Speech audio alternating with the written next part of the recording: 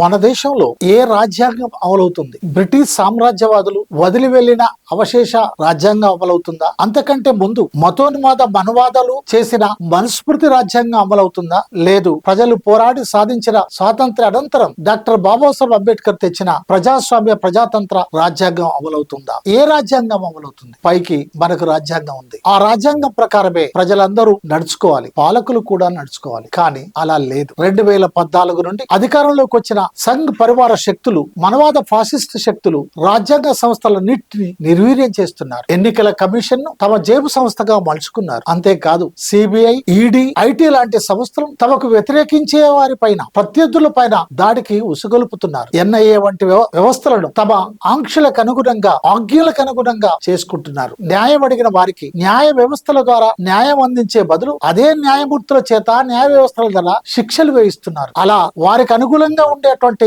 న్యాయమూర్తులను గవర్నర్లుగా నియమిస్తున్నారు, రాజ్యసభ సభ్యులుగా నియమిస్తున్నారు. ఉన్నత supreme court retired judges ఈ స్థాయిలో ఉన్నారంటే ఎంత దయనీయ స్థితితో, ఆ స్థితి ఎందుకు వచ్చిందో మనం అందరం ఆలోచించాల్సిన అవసరం ఉంది. తమను వ్యతిరేకించే వారిని ఉపా చట్టం కింద పెట్టి సంవత్సరాల తరబడి బెయిల్ లేకుండా, విచారణ జరగకుండా, నేరారోపణ చేయకుండా జైల్లోనే మగ్గేటట్టు చేస్తున్నారు. అప్పటికి వినకపోతే గౌరీ లంకేష్, కలబుర్గి నరేంద్ర దబోల్కర్, గోవింద పన్సారే లాగా హత్యలు చేయడానికి కూడా వెనుకాటం లేరు. స్ట్రాంగ్ స్వామి లాగా, జిఎన్ సాయిబాబా లాగా దయనీయ మరణాలకు గురయ్యే విధంగా చేస్తున్నారు. రాజ్యాంగంలో ఆదేశిక సూత్రాలలో అనేక ఉన్నాయి. వాటన్నిటిని కూడా మనం హక్కులుగా మార్చుకోవాల్సినటువంటి అవసరం ఉంది.